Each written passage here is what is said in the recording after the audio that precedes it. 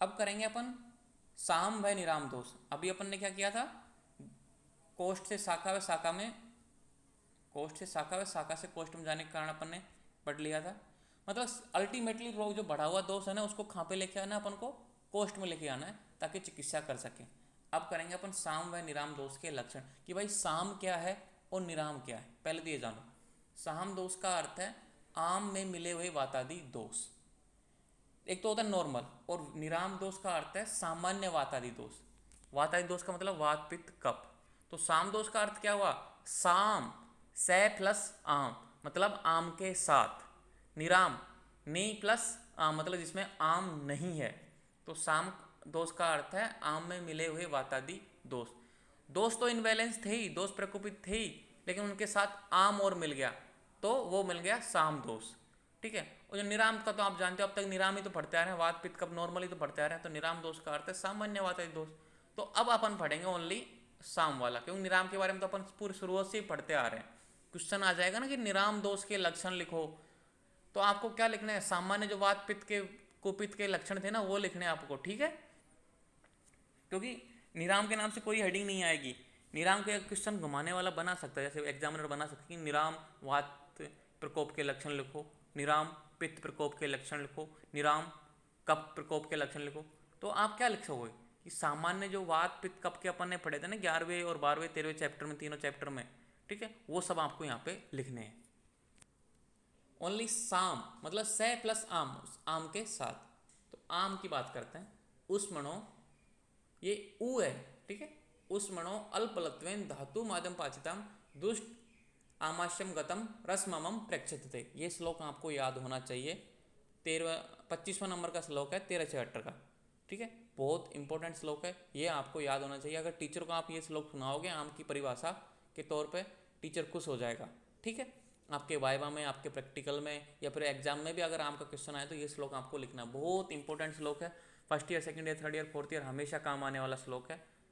तो मैं श्लोक वही मेंशन कर रहा हूँ इस कॉपी में जो आपको लाइफ टाइम काम देने वाले हैं। तो ये श्लोक बहुत ज़्यादा इंपॉर्टेंट है। ठीक है, अब देखो, अग्नि का अल्प बल मतलब वीकनेस ऑफ डाइजेस्टिव फायर होने पर रस धातु का पाक नहीं होता है और वह आमाशय में स्थित दोषों से दूषित हो जाता है, उस रस को आम कहते हैं।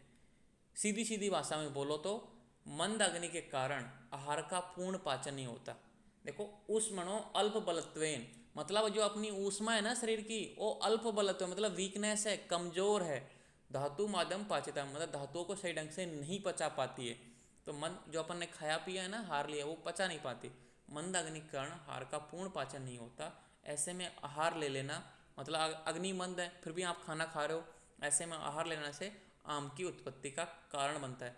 आमाशयगत प्रथम रस के अपक्व आहार से बनता है, आम कहलाता है। जो अपक्व आहार रस बनता है ना, प्रथम अपक्व आहार रस, वो ही आम कहलाता है। पूर्णतः पाचन नहीं होना, अग्नि के मंद होने की वजह से उसे आम कहते हैं। तो ये श्लोक लिखोगे ना तो आपके पूरे नंबर मिलेंगे। तो इंपॉर्टेंट है आम की परिभाषा कि मंद अग्नि के कारण आहार का पूर्ण पाचन नहीं होता, ऐसे में आहार ले लेना मतलब आहार का सेवन कर लेना आम की उत्पत्ति का कारण बनता है। आमाशयगत प्रथम रस के अपक्व आहार से बनता है, आम कहलाता है।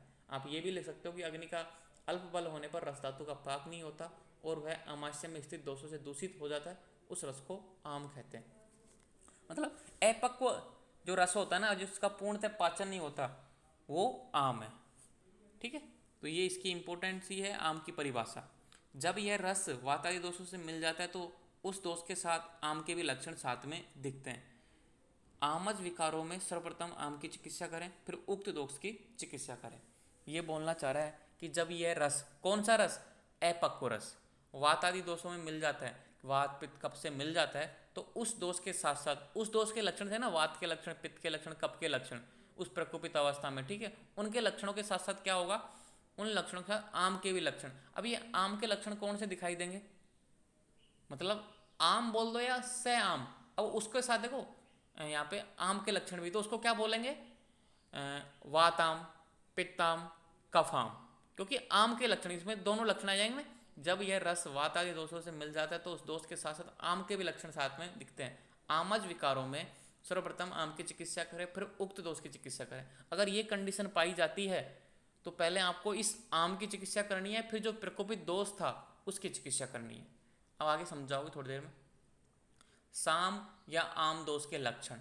स आम मतलब ये लक्षण तो उसमें मिलेंगे ही, अगर उसमें कोई आम दोष आ गया तो ये लक्षण तो मिलेंगे। क्वेश्चन आ सकता है कि साम दोष के लक्षण लिखो, क्वेश्चन आ सकता है आम दोष के लक्षण लिखो। यहाँ पे लिखा ना कि आम के लक्षण भी, तो कौन से लक्षण मिलेंगे वो बात बता रहे हैं यहाँ पे कि आम दोष के लक्षण कौन कौन से हैं। स्रोतस अवरोध। अब देखो अपक्व रस है, अपक्व रस एक तरीके से स्रोतों को अवरोध करेगा, क्योंकि पूर्णतः पाचन नहीं हुआ, ना तो गमन करेगा सही ढंग से, ना कुछ उसका मतलब मल बनेगा, ना उसका धातु बनेगा, क्योंकि अपक्व है, दूषित है, बेकार है। तो वो क्या करेगा, स्रोतों से अवरोध। ब्लॉक्ड ऑफ बॉडी चैनल, जो अपने बॉडी के चैनल हैं, गेट हैं, टर्मिनल्स हैं, उनको ब्लॉक कर देगा। आपने जो मतलब धातु पदार्थ है, रस रक्त मांस में दस्ती, उनके जो स्रोत मार्ग थे उनको अवरोध कर देगा। वात प्रतिलोमन, वात का मार्ग को अवरोध कर देगा। ठीक है, तो मार्ग से जो अपान वायु जो बाहर जाती है ना, उसको रोक के ऊपर की ओर, मतलब हृदय की ऊपर ओर चढ़ाएगा, जिससे अपन को आटोप, आदमान, ये सारी बीमारियां पैदा होंगी, गुड़गुड़ की आवाज़ें आएंगी पेट से, मल अवरोध हो जाएगा, मल का निष्कासन नहीं हो जाएगा, मतलब कॉन्स्टिपेशन हो जाएगा व्यक्ति को, उसका पेट सही से साफ नहीं होगा। अपाक, भोजन पचेगा नहीं उसका बिल्कुल भी। और गौरव, मतलब गौरव यानी हैवीनेस, शरीर भारी भारी लगेगा, नशे में हो जाता है ना शरीर का, भारी भारी लग रहा है वैसा। आलस्य आएगा, बल की हानि हो जाएगी। और ग्लानि, थोड़े से कार्यों में उसको थकान होने लग जाएगी। ये साम दोष के लक्षण है या आम दोष के लक्षण है। ठीक है, अब क्वेश्चन आएगा कि वात के साथ अगर आम दोष मिल जाए, ट्रिकी क्वेश्चन है पीजी के लिए, तो क्या क्या लक्षण उत्पन्न हो जाएंगे। तो वात के तो थे ही साथ में ये लक्षण और उनके साथ जोड़ दो। पित्त के तो लक्षण थे ही साथ में, साम वाले जोड़ दो। तो क्वेश्चन कैसे भी आ सकता है। ठीक है, अब देखो यहाँ पे साम दोष, आम में मिले हुए दूषित दोष व दूष साम कहलाते हैं। इनसे उत्पन्न होने वाले रोग भी साम कहलाते हैं। कि आम, एक तो होता है ज्वर, सिंपल ज्वर, ठीक है, सिंपल वात पित्त कफ, सिंपल सब कुछ जो अपन पढ़ते हैं, लेकिन उसके साथ अगर आम मिल जाए, आम युक्त ज्वर, आम की वजह से उत्पन्न होने वाला बुखार, तो क्या कहलाएगा, साम ज्वर कहलाएगा। आम युक्त अतिसार, तो वो क्या कहलाएगा, साम अतिसार कहलाएगा। ठीक है, तो अब इसमें जैसे कि साम ज्वर है, कोई पेशेंट आया आपके पास साम ज्वर का, तो किसकी चिकित्सा करनी है, इसमें लिखा हुआ देखो पहली लाइन में, अगर सर्व आमज विकारों में सर्वप्रथम आम की चिकित्सा करे, फिर उक्त दोष की चिकित्सा करे। तो इसका मतलब पहले इस आम की चिकित्सा करो, फिर इस बुखार की चिकित्सा करो। फिर आम युक्त अतिसार में क्या करना है, पहले इस साम यानी इस आम की चिकित्सा करो, फिर अतिसार की चिकित्सा करो। ठीक है, ये इस लाइन का मीनिंग ये था। क्लियर हुआ, समझ में तो आया ना बच्चों।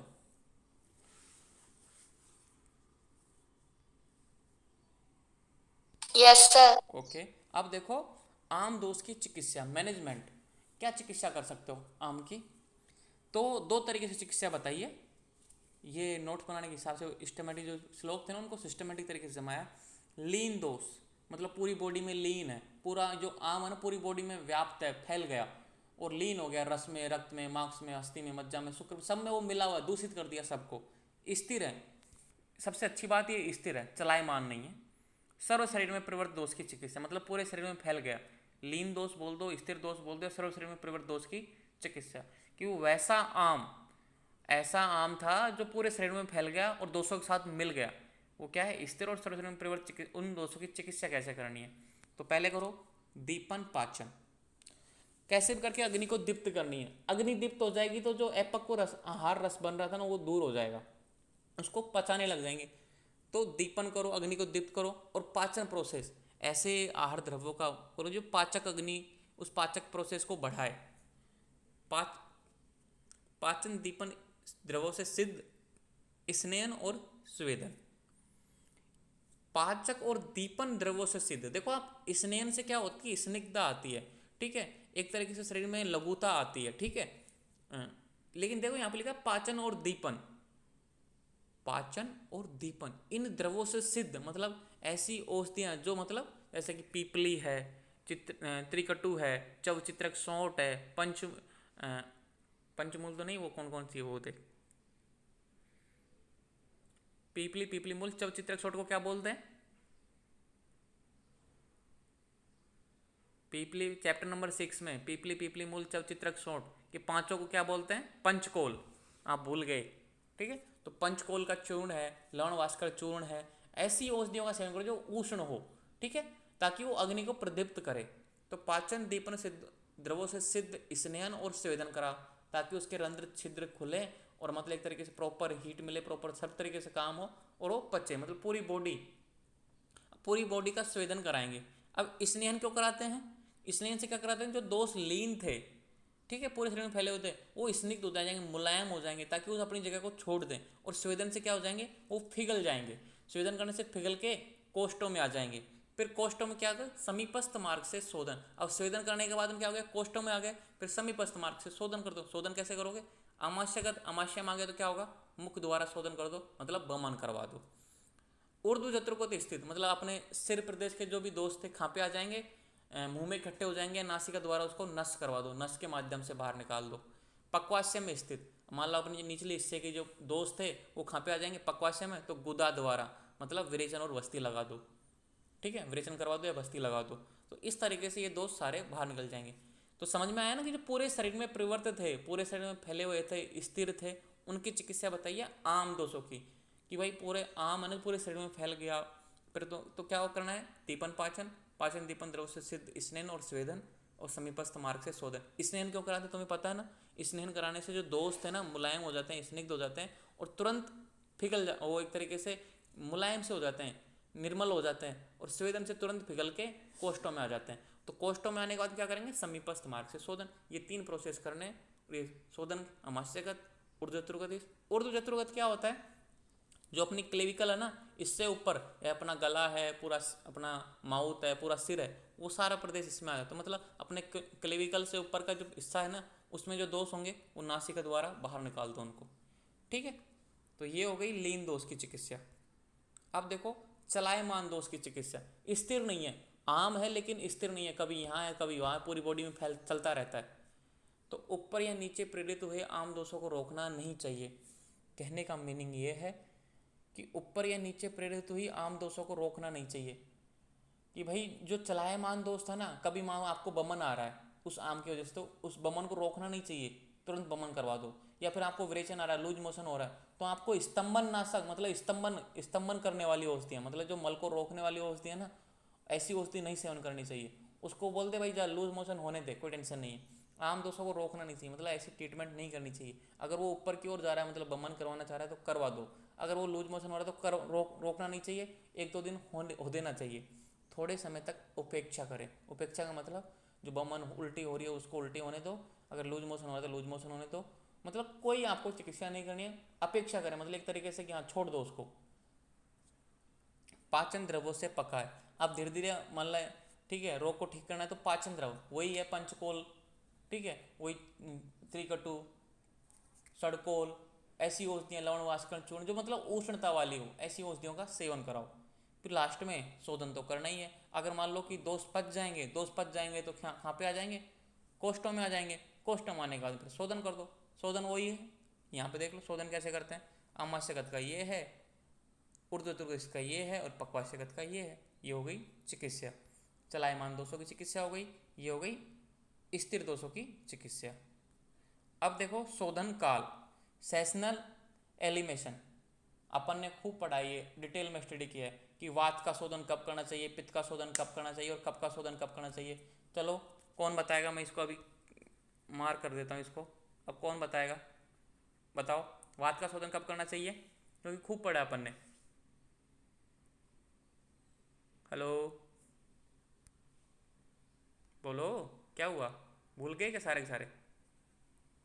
वात का शोधन वर्षा ऋतु वर्षा में, ऋतु में सर। ओके। पित्त का शोधन शरद ऋतु में, और कब का शोधन वसंत ऋतु में। तो वही तो लिख रहा है इस श्लोक में, और क्या लिखा है, कुछ नहीं लिखा नया, मतलब इस लाइन में कि वात का शोधन वर्षा ऋतु में, पित्त का शोधन शरद ऋतु में, और कब का शोधन वसंत ऋतु में। बस यहाँ पे क्या दिया, इस श्लोक में क्या दिया, इसकी श्लोक की खासियत क्या है। यहाँ पे ये भारतीय मास दिए हैं, तो वात में श्रावण मास, पित्त में कार्तिक मास, और कप में चैत्र मास। अब वर्षा ऋतु में 2 महीने आते हैं, कौन कौन बताएगा कि वर्षा ऋतु में कौन से 2 महीने आते हैं। शरद ऋतु में 2 महीने आते हैं, उनमें कार्तिक का श्रावण और भाद्र। कौन सा, वो श्रावण और भाद्रपद। भाद्रपद। वो आपको ये याद होने चाहिए, भारतीय यस सर। महीने याद होने चाहिए, ठीक है। तो ये मतलब इस श्लोक में क्या दिया था भाई, श्रावण कार्तिक चैत्र, ये तो मैंने आपको सुविधा के लिए बता दिए ताकि आप कंफ्यूज ना हो, नहीं तो आंसर आपका यही जाना चाहिए था इस चैप्टर के हिसाब से, श्रावण कार्तिक और चैत्र। ठीक है, तो मैंने साथ में लिख दिया वर्षा शरद बसंत, तो ये आपको खूब पढ़ा हुआ है तो इसमें कोई टेंशन नहीं है। तो वात का शोधन वर्षा ऋतु में, पित्त का शोधन शरद ऋतु में, कफ का शोधन वसंत ऋतु में, और ये महीने आपको साथ में याद होने चाहिए क्योंकि अपन चैप्टर नंबर 3 में अच्छे से पढ़ के आए हैं।